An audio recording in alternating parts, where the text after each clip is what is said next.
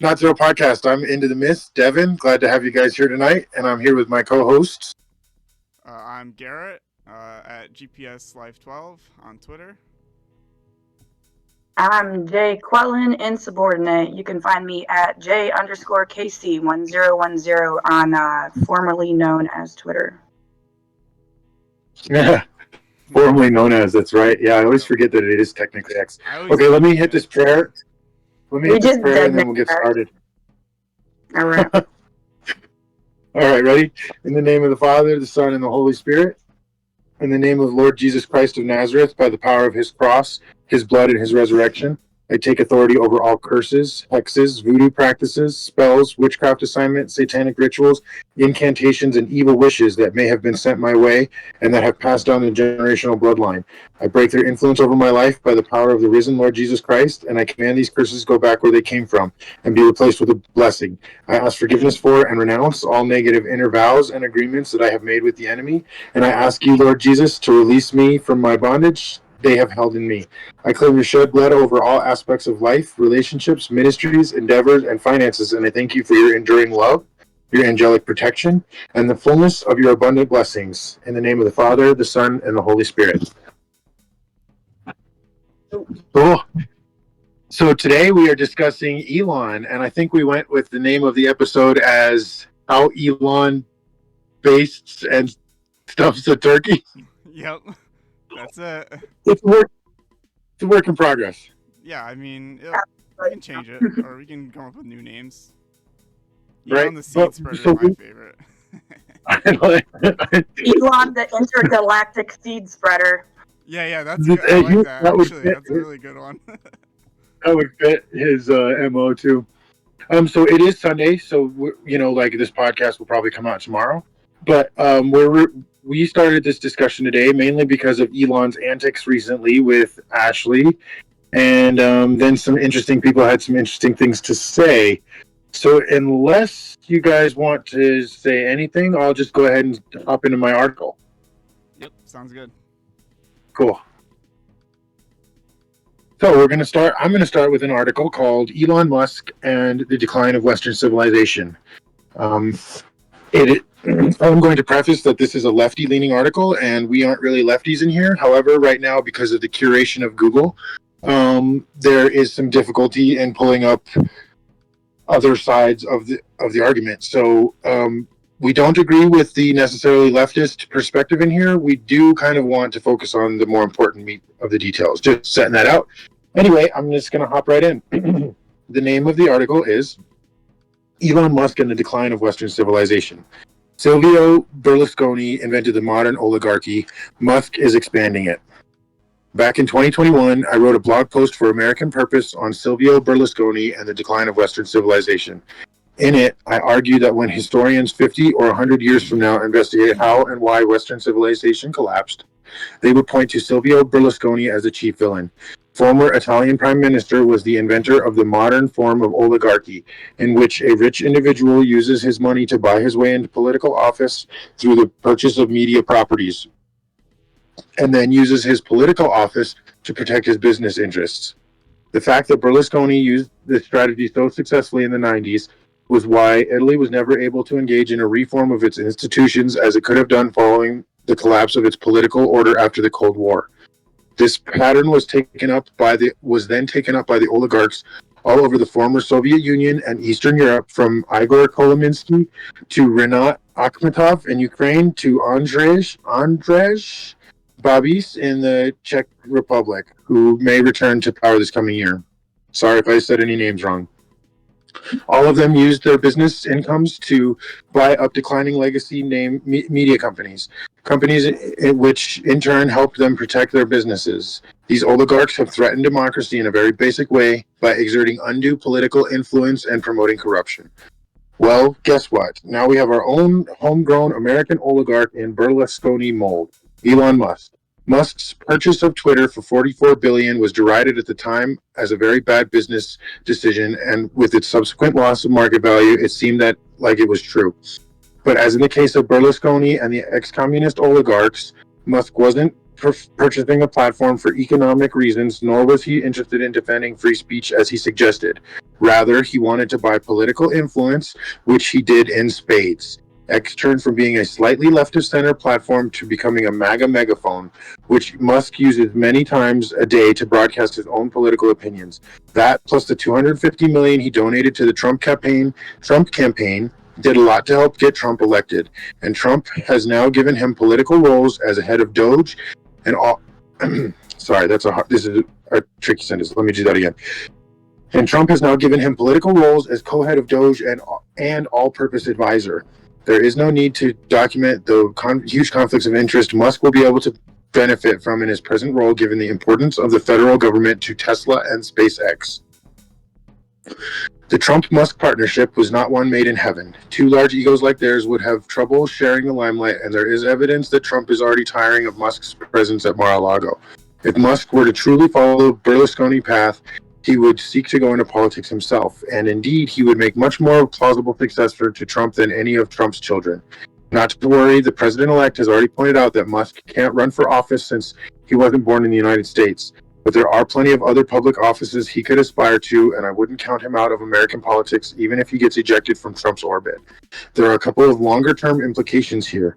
Social media is rapidly displacing legacy media as the primary way Americans get information. No one should pretend that they are neutral town squares. Rather, they are political actors that can influence the outcome of elections. Oh. The real problem is that they are too big and powerful. So were the three over-the-air TV networks in their heyday, but their political influence was checked by the FCC and old-fashioned norms about media neutrality. No such constraints exist today for the large platforms in the online space. The power needs to be diminished, and the only feasible way I see to do that is through the proliferation of middleware that would essentially take away their editorial power. The middleware idea was the subject of a study group that the author led in Stanford in 2020 and has been elaborated recently in a new report by the Foundation for American Innovation that you can access here. That pretty much ends the article, because then he just goes on to talk about himself a lot, and that's not the point of why we are here. So I'm going to go ahead and pass the mic off to either one of you and see if you have some thoughts. I'm going to close my video again because I want to take some notes on the article that I'd like to bring up, but I would like to hear your thoughts. Well, it's obviously a very... Yeah, I'll go first. It's obviously a very one-sided article to point out that Elon is like an oligarch. I mean, yeah, he fits the definition. But to not mention anybody else in the previous decades, half a century, who's also done this. I mean, you have to throw George Soros in there. He's been doing this since World War II, essentially. You got like Rupert Murdoch. He owns, what is it? I know he owns like Fox. And doesn't he own like MSN? Yeah. So you have those type of guys. To say that they don't have any sort of political influence either. And they used to do it back in the day, like the owners of the New York Times and the Washington Post. It's just, we went from newspapers to cable TV to now social media. But the difference is Elon's like in our faces about it. He's telling us what he's doing, which is, however you want to look at it, is almost kind of a little bit commendable. Like, he's being transparent. The other names we mentioned, I don't think anybody is aware of any of that. That this has been going on. Like, media and politics has always gone hand in hand, and to try to separate it, you can't. I mean, what do they have? The what's that media dinner that they have, the president's media dinner, where they all sit around and like pretend like they like each other, and yeah. That's all politics. Yeah, I mean, to say that those people, they only hang out one night a year and don't have working relationships. So, I mean, yeah, is Elon being an oligarch? You could argue yes or no, but it's been going on for a long time, and he's just the first one who's kind of being out in the open with it and just being like, hey, I'm here, this is what I'm doing, what's up, guys? Transparency. Totally. I think you brought up some really good points. Like that article clearly is one-sided, and it was very clearly written by some sort of lefty or something. And clearly they were pretending, like, first of all, like they were pretending that Berlusconi invented this thing in the 90s. And like, no, like, let's be real here.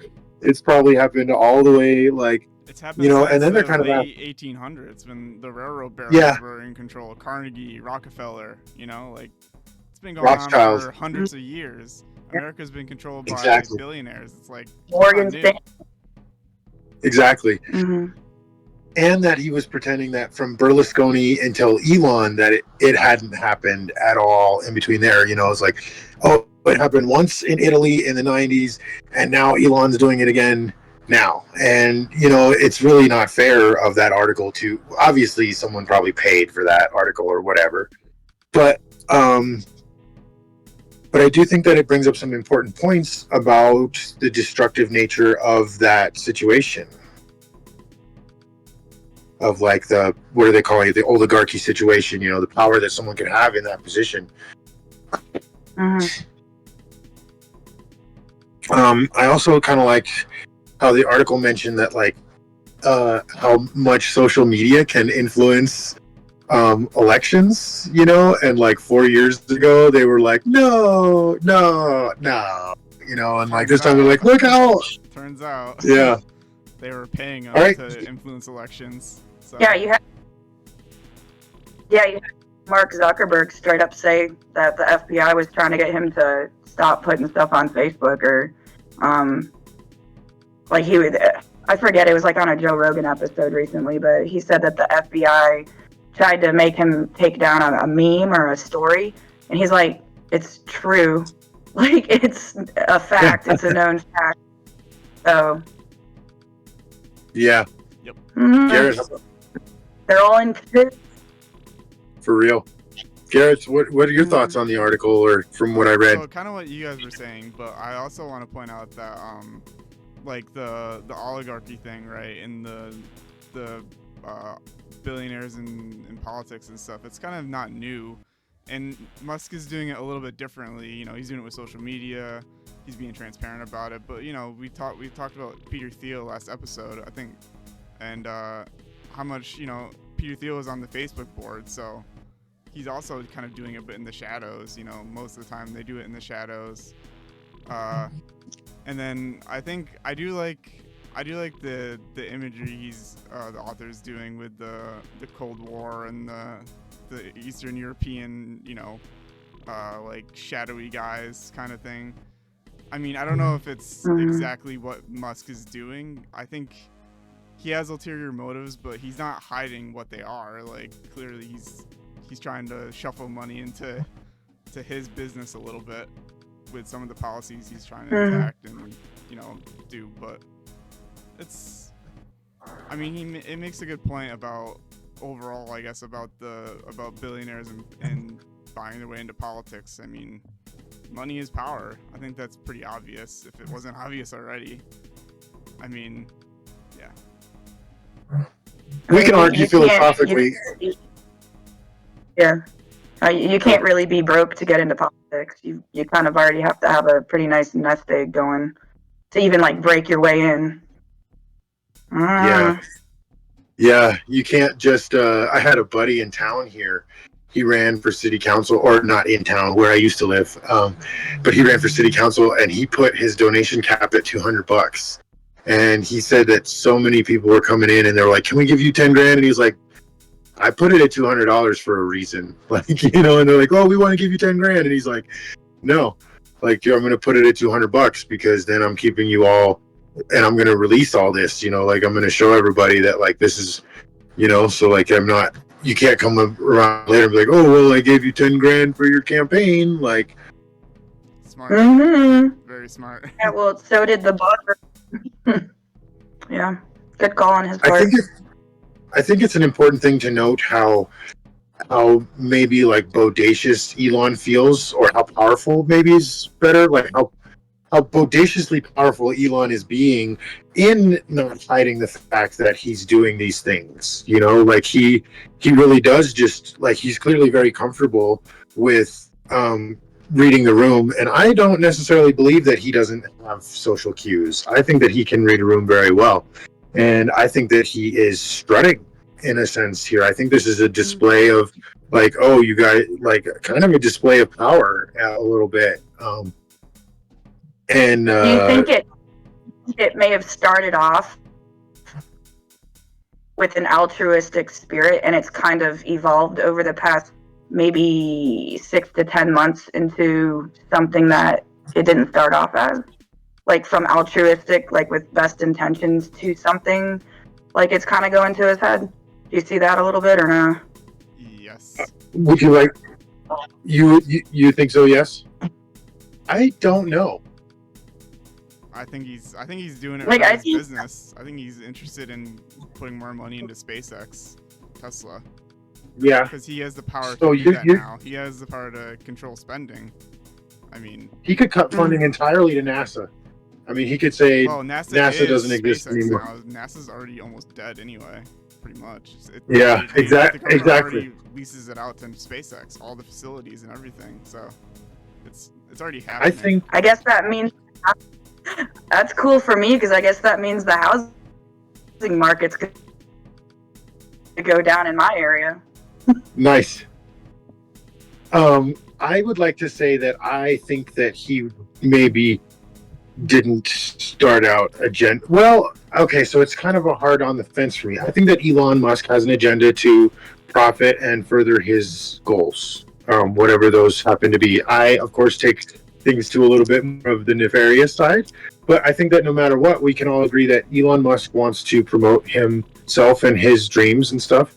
And I think that he maybe was thinking about that, but I do think that when Trump was attempted to, when that first assassination attempt happened, I really do think that that moved something in Elon and really kind of made him realize, like, oh, I do need to get involved more, and I do have the capability to maybe be the conservative, so to speak, George Soros, but you know, like, and maybe he was only doing it for his own profit. You know, maybe he was only doing it for his own business. Maybe he was like, well, Joe Biden's going to come in here and slaughter, or Kamala Harris is going to come here and slaughter me, like, or something, you know, like maybe it was that. But I really do think that when when the assassination attempt on President Trump happened, that that really did move him in a manner that maybe we could describe as altruistic.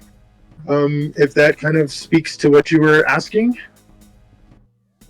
Like maybe started off with best intentions, but it's kind of morphed into something more personal, perhaps. Yeah. And the Yeah. power, right? To be determined. We're only like 6 weeks into or a month into the presidency. We'll see. So, Garrett, would you like to go ahead and take it away on some Wikipedia facts, and then we can move into the Alex Jones stuff. Right. All right. So we're gonna start with somewhat down his Wikipedia. We'll skip the beginning part, like when he was born and stuff. Musk was born to an affluent South African family in Pretoria before immigrating to Canada, acquiring his citizenship from his mother. He moved to California in 1995 to attend Stanford University with his brother Kimball, co-founded the software company Zip2 that was later acquired by Compaq in 1999. The same year, Musk co-founded X.com, not to be confused with Twitter, but a direct bank that later formed PayPal. In 2002, Musk acquired U.S. citizenship and eBay acquired PayPal. Using the money he made from the sale, Musk founded SpaceX, a spaceflight services company, in 2002. In 2004, Musk was an early investor in electric vehicle manufacturer Tesla and became its chairman and later CEO. In 2018, the SEC sued Musk for fraud, alleging he falsely announced that he had secured funding for a private takeover of Tesla. He stepped down as chairman and paid a fine. Musk was named Time Magazine's Person of the Year in 2021. In 2022, he acquired Twitter and rebranded the service as X the following year. In January 2025, he was appointed head of Trump's newly created Doge. His political activities and views have made him a polarizing figure. He's been criticized for making unscientific and misleading statements, including COVID-19 misinformation, affirming anti-Semitic and transphobic comments, and promoting conspiracy theories. His acquisition of Twitter was controversial due to a subsequent increase in hate speech and the spread of misinformation on the service. Musk has been engaged in political activities in several countries, including as a vocal and financial supporter of U.S. President Donald Trump. He was the largest donor in the 2024 U.S. presidential election and is a supporter of far-right activists, causes, and political parties. And then we'll go to his politics. Musk is an outlier among executives who typically avoid partisan political advocacy. Musk was a registered independent voter when he lived in California. Historically, he has donated to both Republicans and Democrats, many of whom serve in the states which he has a vested interest. Beginning in 2022, his political contributions have mostly supported Republicans, with his first vote for a Republican going to Representative Mayra Flores in 2022. In 2024, he started supporting international far-right political parties, activists, and causes, and has shared far-right misinformation and numerous conspiracy theories. As of 2024, his views were generally described as right-wing. Musk supported Barack Obama in 2008 and 2012, Hillary Clinton in 2016, notably against Trump, Joe Biden in 2020, and Donald Trump in 2024. In the 2020 Democratic presidential primaries, Musk endorsed candidate Andrew Yang and expressed support for Yang's proposed universal basic income, and endorsed Kanye West's 2020 presidential campaign. Not a good look now. In 2021, Musk publicly expressed opposition to Build Back Better Act, a $3.5 trillion legislative package endorsed by Joe Biden that ultimately failed to pass due to unanimous opposition from congressional Republicans and several Democrats. In 2022, Musk said he would start supporting Republican Party candidates and gave over $50 million to Citizens for Sanity, a conservative political action committee. In 2023, he supported Republican Ron DeSantis for the 2024 U.S. presidential election, giving $10 million to his campaign, and hosted DeSantis' campaign announcement on a Twitter Spaces event.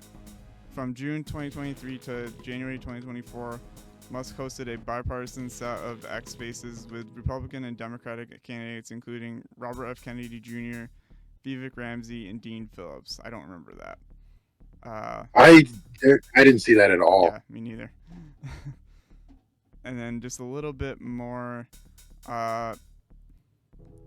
By early 2024, Musk had become a vocal and financial supporter of Donald Trump. In July 2024, after the attempted assassination of Donald Trump, Musk endorsed him for president.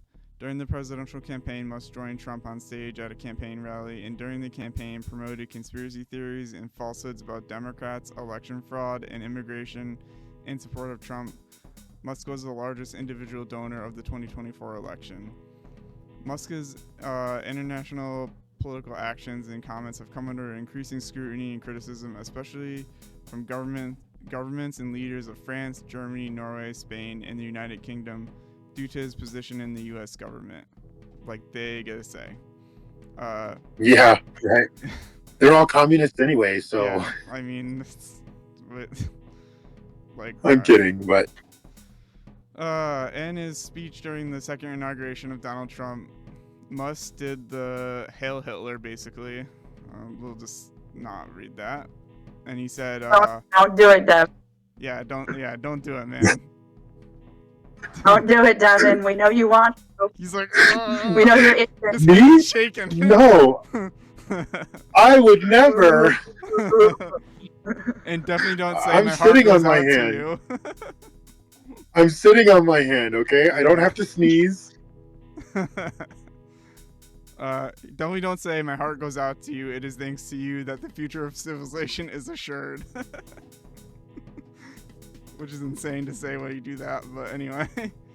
The gesture was viewed as a Nazi or Roman salute by some. Musk derided the claims as politicized. In a social media post, he wrote, "The everyone is Hitler attack is so tired," but did not explicitly deny the claims. In further response to the events, Musk posted a series of puns about Nazis on Twitter. Various media outlets, including the Associated Press, reported that regardless of what Musk meant, the gesture was widely embraced by right-wing extremists and neo-Nazis. That has to be the funniest part of the article, of the wiki.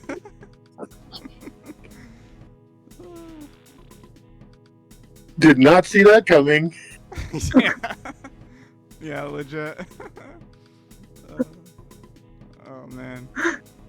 Anyway, that's a little bit about Musk. He's I think, Jacqueline, you want to hop in? You got some thoughts right away? I want to know what the person who wrote this looks like, because I have like an idea. I don't want to be judgmental, but like more than that, not fat. Like I'm I just picturing want to know like how the long South it. Park. I just I'm want to know picturing how like long the it's been South since they Park dyed guy their hair. who's like sitting there like in the corner playing his game, and he's like 300 pounds, and he's got like his carpal tunnel thing on because he's clicking. That's kind of what I imagine. But no, I wish like when people would say like, ooh, conspiracy theory, like be specific. What conspiracy theory? And then he says like, what did they say? Disinformation. What disinformation? Like you can't just say, those are such arbitrary terms that get thrown around so often. You have to be specific. I think it was, maybe you guys have seen the video before of Pierre Polivet. There's like a news anchor asking him like, well, you know, they say this, and he's the Canadian guy running for Trudeau's spot. He's just sitting there like eating an apple, and he's like, oh, what do you mean they? Like he's trying to get the reporter specifically, what are you saying? The reporter's trying to be kind of vague and, well, you know, they say this about you, and he's like, oh, who's they? What are they saying? Who's they and what are they saying? So kind of like in that, it's in that kind of, in the spirit of Pierre Polivet, it's like, okay, what specifically are you saying? What is the conspiracy theory? Because you, like, people say that all the time, like, oh, he's a conspiracy theorist. They talk about RFK, he's a conspiracy theorist. It's like, specifically, what are you talking about? Because if you can't name specifics, if all you're doing is just parroting what you hear other people say, what you hear Rachel Maddow say, what you like hear Brian Stelter or whoever say, like, he's a conspiracy. Be specific. What are you talking about? Because if you can't be specific, then we're never going to have a discussion about it. There is no discussion.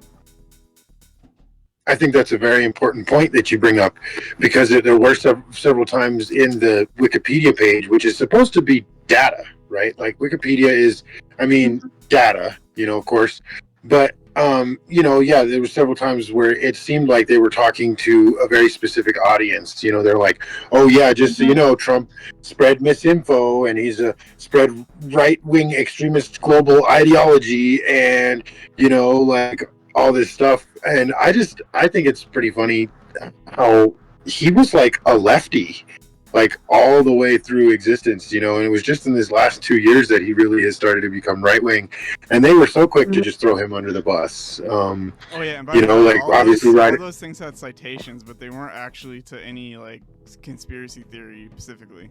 Like all those statements had citations, but they weren't to like specific conspiracy theories that he actually said. So yeah, kind of useless, honestly. Because sometimes I just use Wikipedia for the citations, because usually they have some good, sometimes they have some good stuff in it, but not this one. and it's almost like a mental block, right? Like there's almost like that buzzword problem. Like it's almost like this conditioning to get people to just be like, oh well, as they're reading it, if they just see the words if they see the word Trumper, or I'm sorry, if they see the word like misinfo, or they see the word conspiracy theory or whatever, they're like already they're like, oh, okay, I can make a judgment based on this word that I'm reading right here because they're telling me this word is like. It's like, oh, I can get the rest of the article. Like if they wrote an article and they said Elon, misinfo, conspiracy theory, right wing, then like 10 million, 50 million lefties here would read that article and they would all come to some sort of decision, whereas The like same Jacqueline's saying, conclusion, like, what's your because, specific? The Soros email. The Soros email blast. Exactly. The Soros email for the Cathedral of War. Get it, Jacqueline? The what? What? What did you say? I was asking you to repeat what you said because I didn't hear what you said. I don't remember at this point in time, so we might as well Never mind. keep moving. Never mind. Continue. Yeah, it's all good. I think it is interesting how they do that kind of stuff into each other. I kind of forget where we were going with that, but in the line of brainwashing and buzzwords, Jacqueline, is kind of where we were at right now. About how easy it is for someone to dismiss something because they read the word conspiracy. Like I told Garrett, I don't know if you heard, but like if lefties read an article that said like the headline, literally all it said was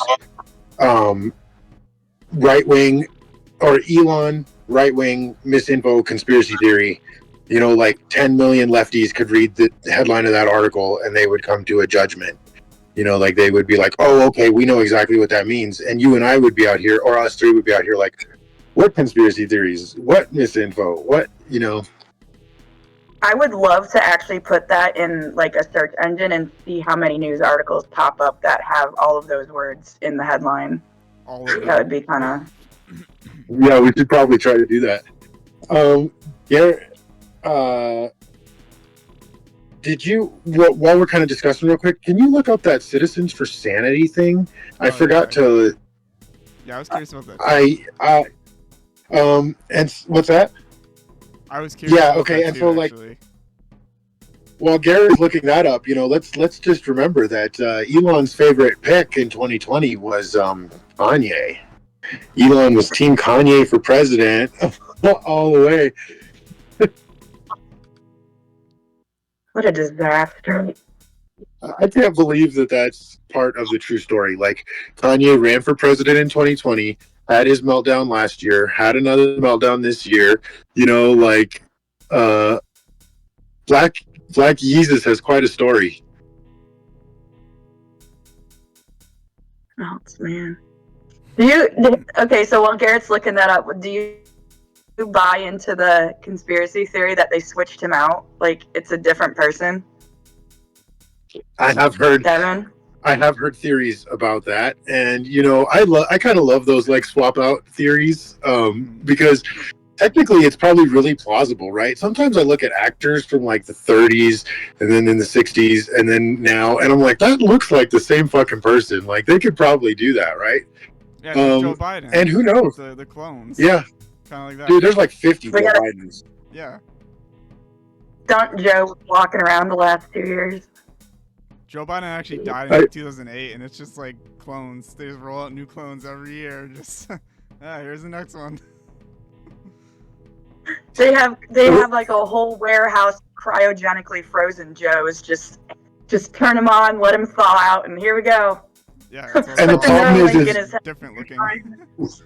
The real problem is that they transferred his psychological dementia through to each of the clones. So each one deteriorates in like a week or two, so that's why they have to have a warehouse of them, because they have to replace the clone. Guys, they're like in their ear. Guys, he's glitching. Go get a new one. Stat. Gotta get the new one. Yep, get the new one. Actually, 2. Get 2 out. Dang, we only got 5 days out of this one. And then when they walk off stage randomly, it's just them going back to the factory to get reset. Mm-hmm. Yeah. That's what ice cream means. That's what it really is. That's what eating ice cream is. It's going back to the thaw factory.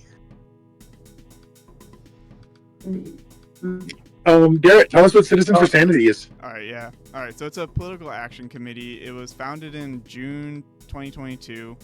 The group ran ads costing $93 million in the lead up to the 2022 United States elections in support of the conservative culture war causes. More than $50 million came from Elon. The organization is aligned with the policies of Donald Trump and operates out of the headquarters of the Conservative Partnership Institution in Washington, D.C. Let's see. So it's led by former Republican Senator and Heritage Foundation President Jim DeMint, with former Donald Trump Chief of Staff Mark Meadows as a senior advisor. CPI serves as an incubator for Trump loyalists to develop strategies. This is interesting. Citizens for Sanity claims they are not an ideological organization, but that they oppose woke insanity. According to Politico, the group has worked with Republican campaign consultants to run ads in swing districts. Huh. How can you be a political influence group that doesn't have an ideology? Yeah. The math ain't math in here. If I'm honest. It just sounds like woke stuff is about it.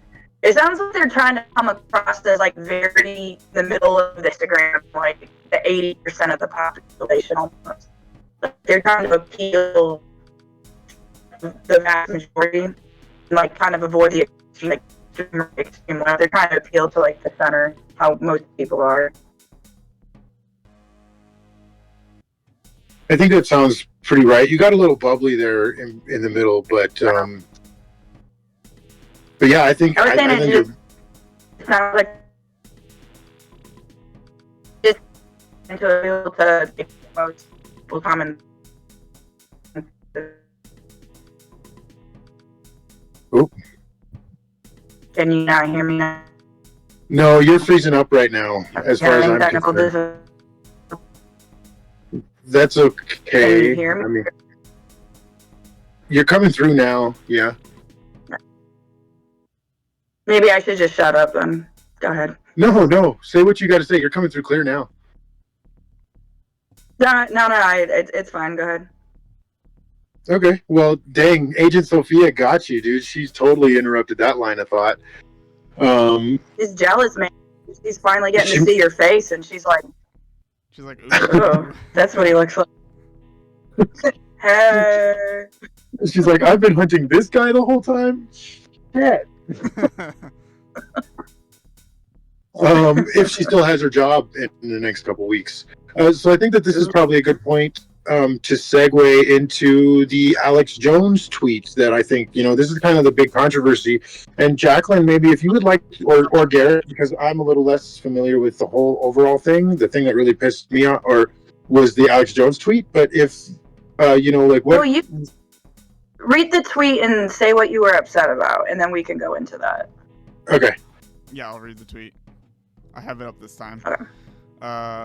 Alex Jones. Fantastic to see Elon Musk building a prodigious family and rejecting the childless culture of the death cult. He's a true pioneer in every sense, showing that traditional values can thrive in modern times. Elon also has great taste in engineering, politics, and women. A big family is a blessing and a must to ensure the future of human civilization. I wish them all the best.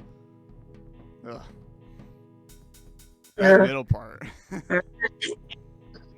Okay, Alex.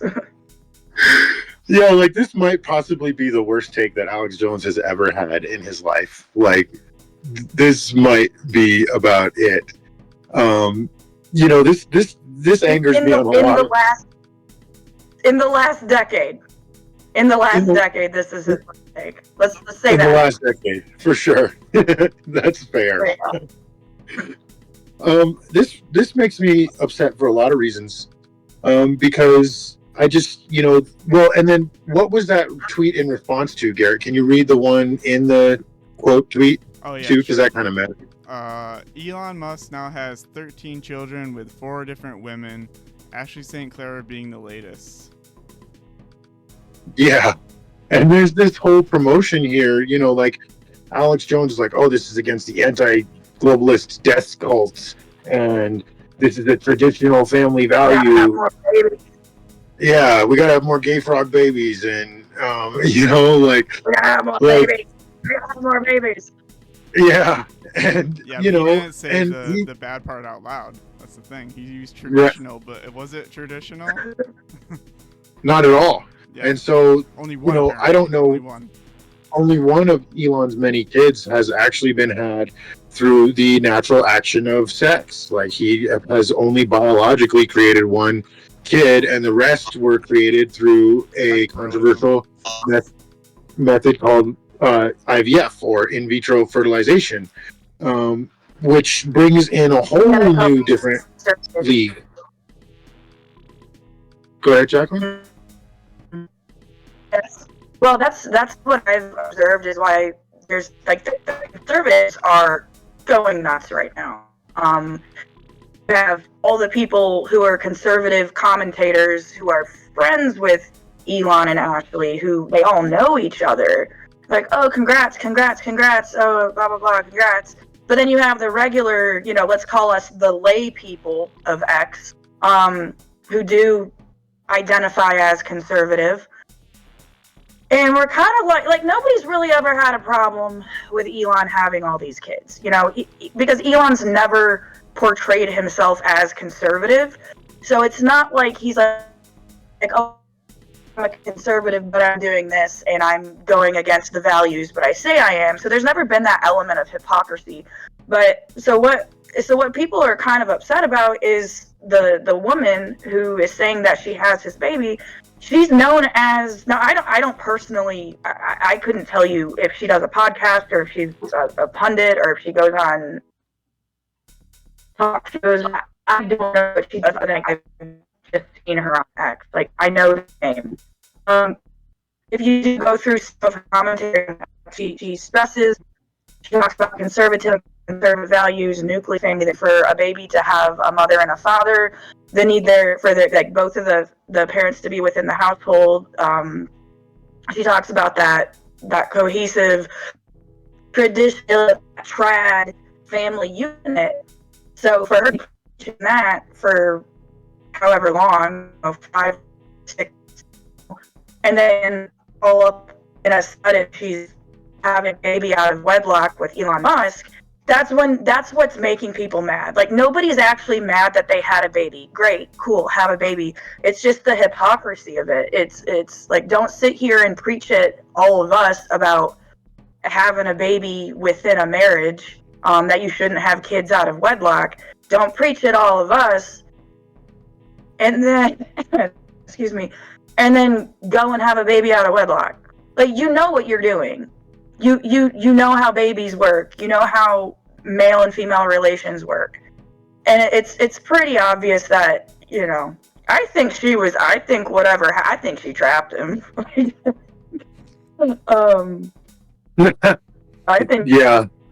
think she trapped. But so essentially, what everyone's kind of upset about that I've observed is she had a baby with a man who very clearly has no intention of marrying her, and probably isn't really going to be in the baby's life too often. I mean, how do you share time between certain kids, run Tesla, run SpaceX, run a government agency? How do you, and then go on podcast and hang out with world leaders? Like, how do you do that? You need to have a mom and a dad present in the home. You need to be able to see both of your parents as often as you can, like every day. Obviously, there's work trips, deployments, there's going to be gaps, like every family has those things, but you need to be able to consistently, I'm going to have a baby with you, and I know that you're going to consistently be there for me and the baby. It's not just, oh, here you go, here's a baby, I'll give you $1 million of child support every 6 months. That's not being a father. So that's what people are mad about right now, from what I can tell. It's just the hypocrisy of it. And then, like the being there is kind of like getting into the ethical and moral issues of it. So, yeah, that's what I've observed. it's like a hypocrisy with a side of degeneracy, because it is kind of a little like, really, you really.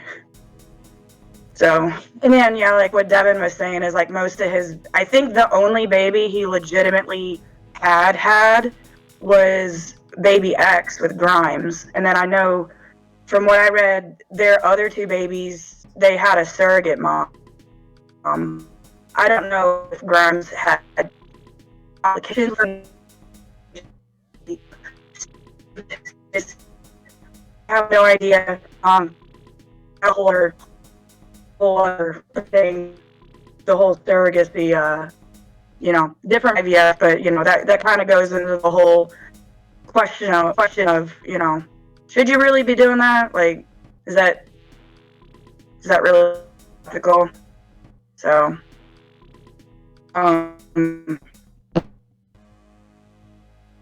Devin, you're muted. Then you're off. Devin. Yes, thanks. There you go. I do think that you're absolutely right. Like, is it natural? Is it right? Like, it's certainly not traditional. Yes. We can all agree upon. We can all agree upon that. And there are some very traditional views actually about this that if you would like to share at some point, Jacqueline, I would love to hear. I would love for you to share the traditional views about what that is. But I don't think that I think that he could have just owned it for what it is, and it would be like a lot less controversial. Or at least I wouldn't even care probably at that point if he was just like, yeah, having a kid with this chick, did it in my weird little science way because I'm a science geek. And but then Alex Jones touting it, and he, I read a few more of Alex Jones' tweets. It wasn't just one. He tweeted quite a few, or at least two or three, that were kind of like the same thing. And he kept saying like, "Oh, these are traditional family values, and this is, Elon is such a traditional family values. You gotta have more babies." Yeah, and it's like I think it's not just like, of course we need to have more babies, like all that stuff, but like it's not just how we have, or it's not just having babies, it's how we have babies, right? Like, because Idiocracy could very well become a documentary if you have people just running around having babies, right? Like, it was a documentary. It was totally a documentary. It was totally a documentary. We're all walking around wearing Crocs right now. Like, it was a documentary. It was a documentary. So, Jacqueline, do you happen to have at least the credo in front of you, and we could hear what the credo has to say about it, or the catechism, or both? So I'll just go through briefly what the Catholic Church says about this. And again, if you're not Catholic, that's fine. This is just our opinion and what we are taught. And maybe explaining it a little bit, maybe some people will understand why people are upset. So first off, like, obviously we have the Bible, but I just have the credo and the catechism. So I'll go first. This is the credo. I don't know credo. That's a short synopsis of the catechism. And what the catechism is it's a way to explain and interpret scripture, and kind of morality, most specifically the 10 Commandments and how scripture relates to the 10 Commandments. It's like an explanation. Because you can read the Bible and you're going to get 10 different interpretations from 11 different people. But so I'll go through the brief one. So in the credo, it says, so what it does is it'll pose a question and then give you like a short paragraph. So, may spouses use artificial insemination, in vitro fertilization, or surrogate motherhood? The answer is no. It is never permitted to separate human procreation from the conjugal union, and any action that divides the unitive and procreative end of the marital act is against the natural order established by God, and therefore gravely sinful. So the key words there is it goes against the natural order established by God. So to supplement that with the catechism, it has the paragraph is called the openness to fertility. So By its very nature, the institution of marriage and married love is ordered to the creation and education of the offspring, and it is in them that it finds its crowning glory. There's a longer paragraph in here, but I'll try to keep it shorter. The fruitfulness of conjugal love extends to the fruits of the moral, spiritual, and supernatural life that parents on to their children by education. Parents are the principal and first educators of their children. In this sense, the fundamental task of marriage and family is to be at the service of life. Spouses to whom God has not granted children can nevertheless still have a conjugal life full of meaning. Human in turn.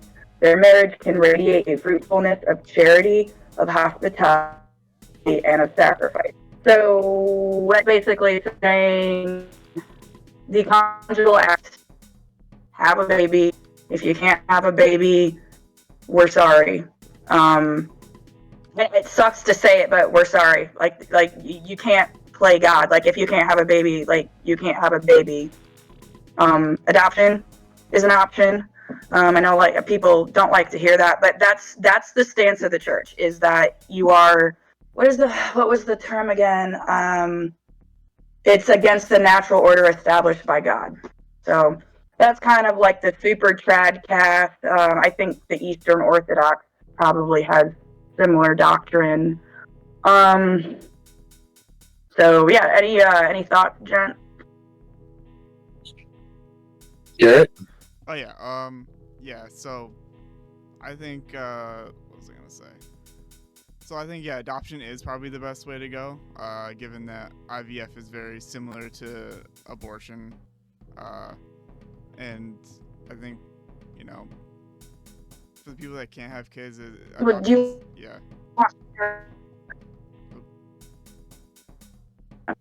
Go ahead.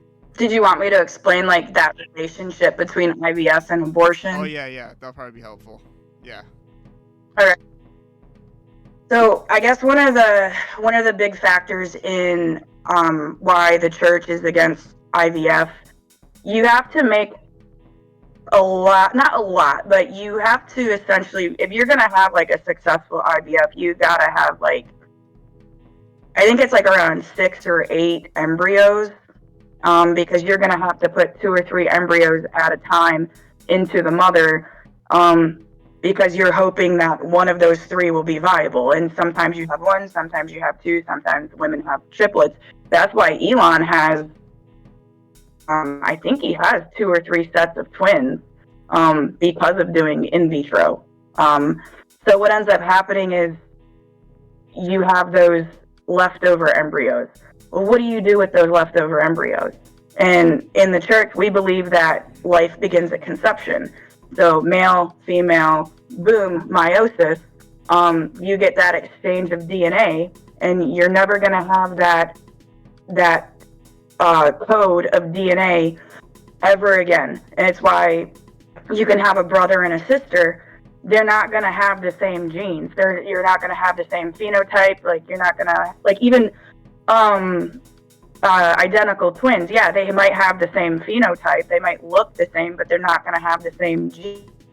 They're not the same genetic. So that creates a conundrum, because now you have, say, a couple leftover embryos. Well, what do you do with them? Like, do you destroy them? Do you donate them to somebody else? And all of that is very costly and very expensive. And at the end of the day, a lot of people who don't value life and who don't have those same, that like they don't believe that life begins at conception. Like, oh, it's just a cell. They just throw them away. Like, so it's kind of similar to abortion. Is that conception happens, life happens, and anything past that, you're killing a soul. You're killing what is going to be a human being. So that's a lot of the issue with the church. I don't know, any thoughts on that? Garrett, go ahead again if you want. Yeah, so that's kind of my point, is that like it's kind of similar, and of course the argument for abortion is always about when what's the word again? Conception begins. Don't know why I was in congestion. I was like, what? That's not it. It begins with congestion. Yeah, no, that's Constipation. not it. Yeah. Different kind of pregnancy. Yeah, but when it begins at conception, so yeah, I think I don't think it's traditional, which is really the problem. Musk is like, he's kind of, I mean, Alex Jones is just trying to get a win here. I think like he's just trying to like get a win wherever he can for some reason. I don't know why. When there's plenty of other people or conservative icons that probably do it naturally and are a better example of a nuclear family than Elon Musk. So I don't know what the angle is here. Well, Alex also. Well, he's also owes like $1 billion in a lawsuit. So as much as he gets Elon, maybe Elon will pay my bills for me. I think that's all it is. Like, I think he's just trying to schmooze up to whoever he can to, like. That man's in debt, dude. That man's in more debt than any other human being on the face of this earth has ever been in. Actually, that's not true. But I think he's just trying to be up the road. He's just trying to kiss ass.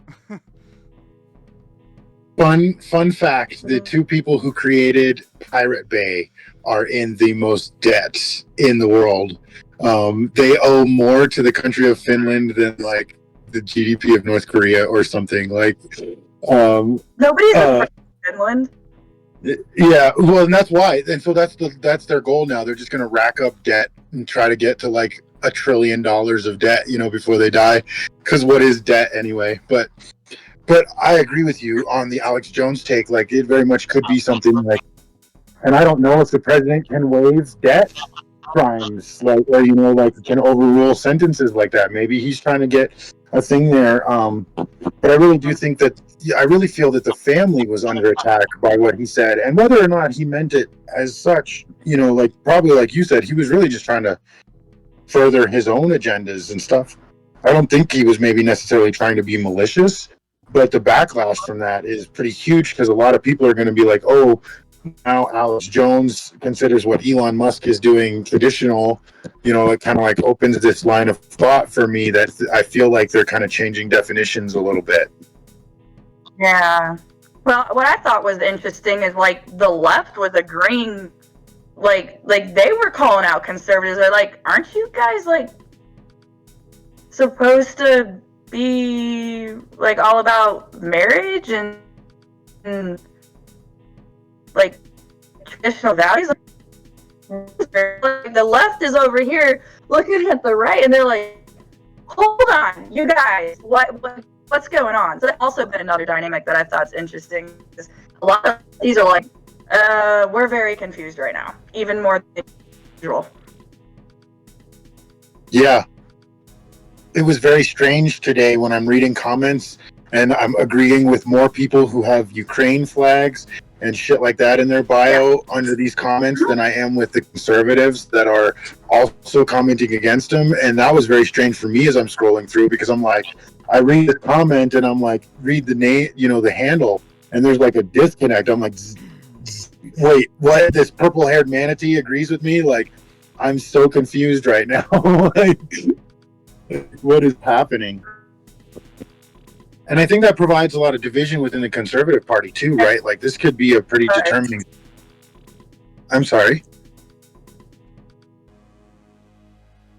You're coming in kind of glitchy again. Yeah, so are you.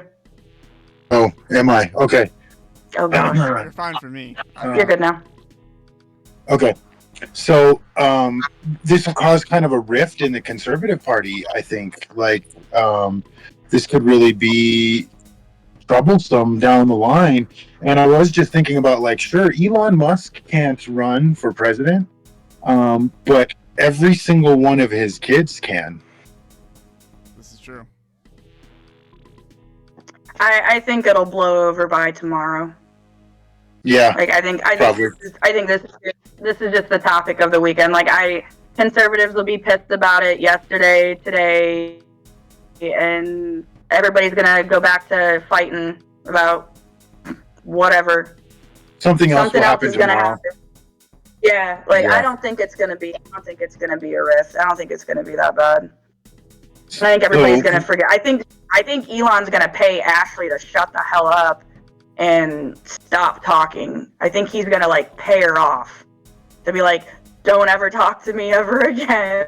I mean, And maybe that's what her Don't point was. talk to me or my stepmother. And maybe that was what the whole point of this thing was for her.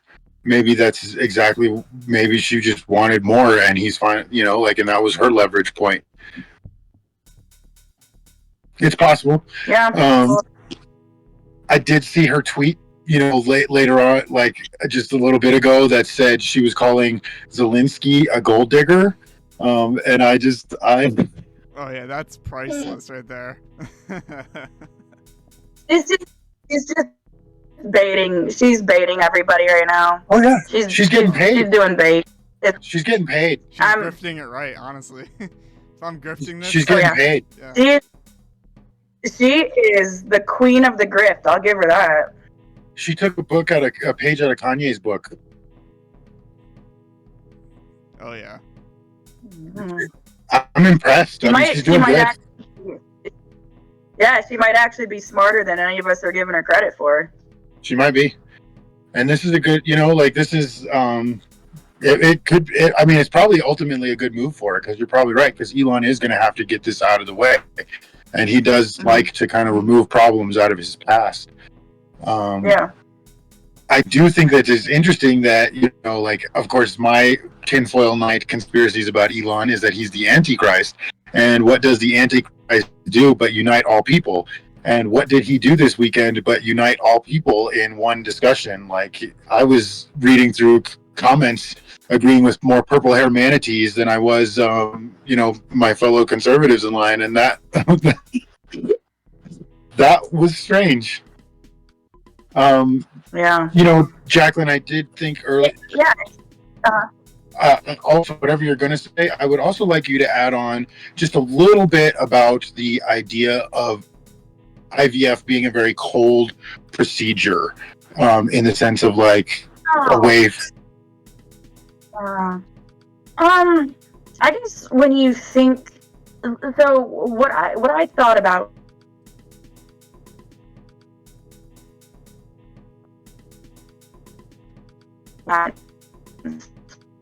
The babies is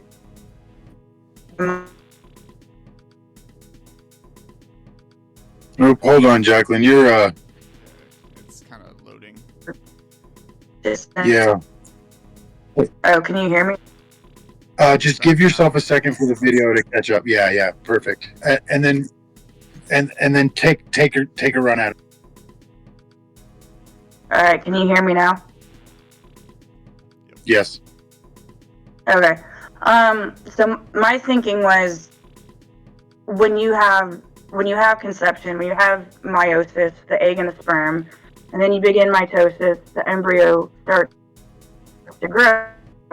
The embryo, it's in the womb. It's attached to the mother. Like, whether it has sentience or consciousness or not, it's going to have an attachment to the mother. It's going to grow. It's going to hear the mama's heartbeat, all that stuff.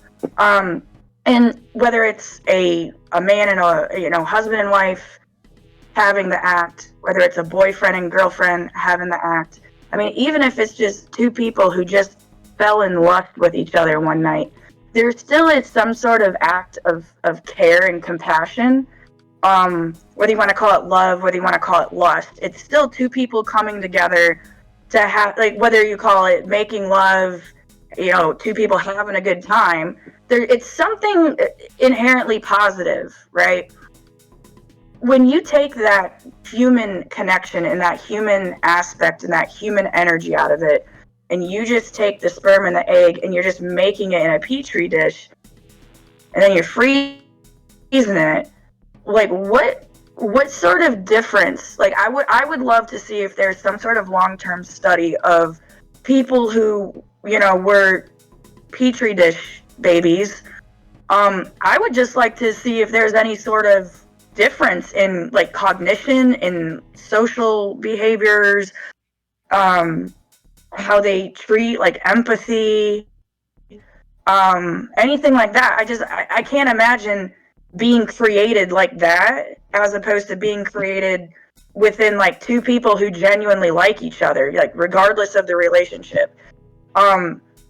It just seems like a very, very sad and cold and bleak way to come into existence. It's completely taking out love, compassion, God, whatever religion that you follow. It's taking everything out of it. It's artificial.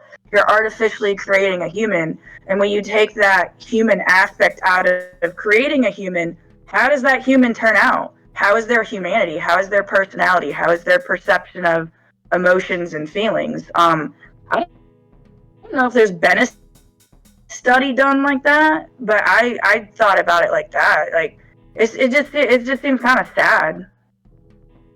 I agree.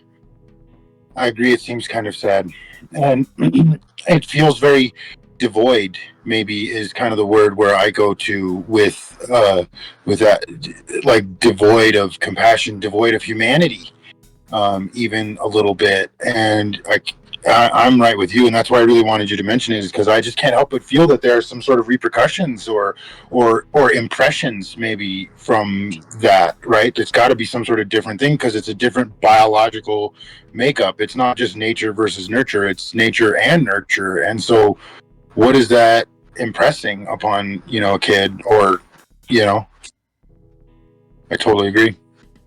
Mm-hmm. Yeah. It's So. thought experience I kind of had. Direct thoughts. I think you said it pretty well. I don't really have anything to add. I think if there is a difference, it's probably very early on in life, and you could probably make up for that in some way, like after, like if you spend extra time with the child, or you hold it more often or something.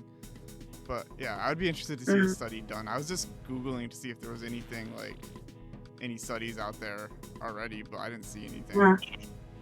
I think it might be important too for like. Sorry.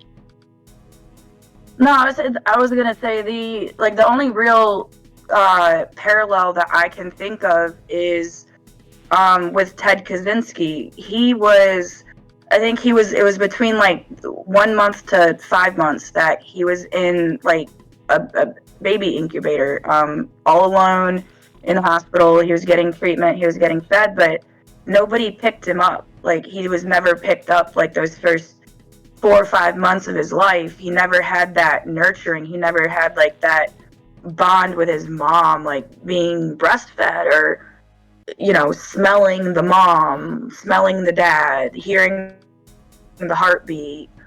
So his life for like the first 4 to 5 months of existence was just devoid of all, love and compassion. And his brother, you look at Ted Kaczynski's brother, his brother's like a pretty normal guy. Like the parents were able to raise him and hold him. And so you just look at like the two different directions. It's just interesting. Yeah. I mean, you can also say that he was MK Ultra'd at Stanford or Harvard or whichever it was, because that's a factor too. But it's just something interesting to think about. It is, and it could be a key. Like maybe it's not a keystone. Maybe it's a compounding factor. Maybe you could, have a certain type of personality set up in a. You could create, like if you use that as a foundational point, maybe you can create a different type of person. And I feel like it would probably be a colder type of person, in my opinion. And I was just thinking as you were talking about Ted, it's like, oh, I get it now. The real reason why he hates technology is because for the first 5 months of his life, all he heard was boop, boop, boop. Yeah, literally, like, technology. Yeah. Anyway, you make an excellent observation. I'm kind of joking, but also it's kind of true. like it's kind of yeah. So do we have any more thoughts, or I think I would just go? We all know that Alex Jones tweet really kind of made me upset because it is kind of warfare on the family right now. If you guys would have any thoughts before we close out, I've got a little bit of an essay that I wrote that was inspired this morning by Alex Jones. But I would like to offer a chance for closing thoughts before we move on to the next one at all, if anyone has any. No, No, I'm good. Cool. I'm going to pause my video and go and pull it up. All right. You'd think I would have it ready because that would be like smart, but. Yeah, it sounds like we're doing this twice or something. Inside joke. Deja vu? Kind of feels like it. Okay. So, yeah, right. Groundhog Day? I titled this essay, Love, Family, and God, a Sacred Bond Under Siege. I'm just going to hop right into it. Before kingdoms, before nations, before even the church, there was a family. There was the family. A man and a woman bound together not just by affection, but by something deeper, something divine. The first covenant God made with mankind was not with rulers or priests, it was with a husband and wife, and through them the foundation of the world was laid. And because it was sacred, it has always been under attack. The devil has many weapons, but one of his oldest and most effective is division.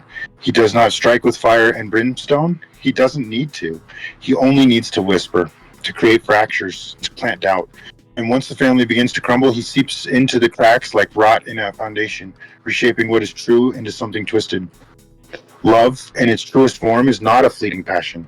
It is not a sentiment that shifts with the season. Love, when rightly ordered, is a reflection of something eternal, and because of this, it terrifies the enemy. The devil does not fear casual love, indulgent love, or selfish love. He cultivates those things. What he fears is sacrificial love, enduring love, the love that mirrors God's own, the kind of love that binds a man and woman together, not just in desire, but in purpose. In Christian thought, marriage is more than a contract, it is a covenant, an earthly parallel to the relationship between Christ and his church. It is built not just on affection, but on sacrifice, devotion, and a commitment to something beyond itself. And so, the devil whispers, why commit when you can chase? Why endure when you can walk away? Why build when destruction is so much easier? He does not shout these things. He does not need to. He places them in movies, in culture, in casual conversations, until they become normal, until what was once sacred becomes disposable. The family is the first church. Sorry. Before there were cathedrals, before there were priests, there was family. The home was the first altar, the first sanctuary, the first place where faith was taught and lived. A child's first understanding of love, of trust, of faith itself comes not from a pulpit, but from their parents. The devil knows this. He has always known this. And so he does what he has always done. He twists. He whispers. Children don't need fathers. Marriage is just a piece of paper. The old ways are outdated. He doesn't destroy in a single blow. He erodes over time. A father's presence is a shield. A mother's love is a guiding light. When those things are removed, the cracks begin to form, and the devil is always waiting to fill them. He fills them with distractions, with temptations, with loneliness disguised as freedom. He whispers to a father that his work is more important than his home. He whispers to a mother that her value lies outside the walls of her family. He whispers to a child that truth is whatever they decide it to be. And when the family breaks apart, faith often follows. Because the family is the first church, and if the first church falls, what stands in the way of the enemy's dominion? What happens when families fall? Look to history, look to scripture. The answer is always the same. When families fracture, communities crumble. When marriage is treated as temporary, stability vanishes. When children are raised without wisdom, the future is left without direction. And yet, the world today tells us that these bonds are outdated, that tradition is oppressive, that faith is restrictive. But the devil is not loud. He is patient. He does not come with chains. He comes with slow erosion, with small compromises, with the promise that what is old can be redefined. And what is the result? A world where where fatherless homes are the norm. A world where marriages are shorter than the debts they create. A world where children are taught to despise the very structure meant to protect them. This is not an accident. It has never been an accident. It is the same deception that led mankind into exile from Eden. The same lie that spoken to Eve. Did God really say? The devil does not create. He only destroys. He cannot build, only tear down. And his greatest victory is convincing the world that what he has broken was never worth keeping in the first place. So what do we do now? How do we fight back against something so insidious, so deeply woven into the fabric of our culture? The answer is deceptively simple. We build. We build what the devil seeks to destroy. We defend what he seeks to corrupt. We uphold what he seeks to degrade. Not through grand gestures or sweeping declarations, but through the daily, ordinary acts of faithfulness. A husband who stands steadfast, who remains steadfast, a wife who nurtures with strength and grace, children who are taught not just what to believe, but why it matters. This modern world offers distractions, but no true replacements. There is no substance for a father's guidance. There is no alternative to a mother's love. There is no societal structure that can replace the foundation of a strong family. And so we must return not to something old, but to something true. We must reclaim what was never meant to be lost, because the devil will not stop. He will not grow weary, but neither will we. We do not fight him with anger, but with devotion. We do not defeat him with force, but with faithfulness. And in the end, no matter how deep his deception runs, no matter how many he leads astray, he cannot change the truth. Family is sacred. Marriage is holy. Love is more than desire. It is divine. And as long as we remember this, the devil's war will never be won. So we are left with a choice to accept the world as it is, or build something better, to surrender to the whispers of the enemy, or to stand firm in truth. Joshua 24:15. As for me and my house, we will serve the Lord. Proverbs 22:6. Train a child up in the way he should go. Even when he is old, he will not depart from it. Ephesians 5:25. Husbands, love your wives, just as Christ loved the church and gave himself up for her. These words are not relics of distance past. They are the foundation of everything. A man and a woman bound together in love. A family rooted in something deeper than circumstance. A home, not just a structure, but a sanctuary. This is not just an ideal. It is the foundation of everything, and it is worth fighting for. So those are my thoughts, Bart. That straight up sounds like John Paul II wrote an epistle. Like, that was great, man. That was really good. That was amazing. I like how pissed off you got about Alex Jones, and like your John Paul II just came out. That was great. That was awesome. Good job. You know the word. You know the word. Thank you, Jacqueline. And it really did. It really made me angry. And as I was sitting there thinking about it, I was like, well, I don't know what to do about this. Like, I want to make my thoughts known. And then I just kind of like started writing, and that's kind of where it came out. So thanks, Alex Jones, for that. But I think that the family is one of the most important base stones of our life, and I think that we should all honor our families for sure, and try to love people in honor of creating a family in the world. We see all this hookup culture. We see all these actions of what we would call modern day romance that really kind of lead away from the true devotion of love of a man and a woman, and it matters a lot to me. Mm-hmm. All right. It's almost like anti-love. Kinda, yeah. It is kind of like anti-love. That's why Elon is turkey baster, because he's just dropping it everywhere, just spreading it out. Man. Turkey basting. You get a baby. You get a baby. You get Everyone a baby. gets a baby, and it's all remote. Everyone gets a baby. It's all through the mail. It just baby delivered by Android. Yeah. Here's my sperm in the mail, baby. Yeah, you heard of mail order brides? You get mail order babies now. Yeah, Mail turkey order baster sperm. included. Just drop it yourself. Okay, guys. Well, I think that we're going to go ahead and get out of here. Garrett, do you have anyone that you would like to plug, or someone that you would like to mention, or maybe yourself? I'll just plug myself at GPS Life 12 and at Technical Analytics on YouTube, my baseball channel. Cool. Just Jay Quellen, insubordinate, at J_KC1010 on X. And I'm into the Mist 13 on X, Devin. And I think I'd like to plug. I'm not wearing his hoodie today. I'm wearing a different hoodie. But the gentleman whose hoodie I normally wear, is at spiteful_design, and I always got a plug at bx underscore on underscore x, because she's just doing God's work, and you should check out what she's doing, and gotta help her out where I can. Guys, I think this was great, and I look forward to talking to you guys later. And right on, we're at the At Not Zero podcast.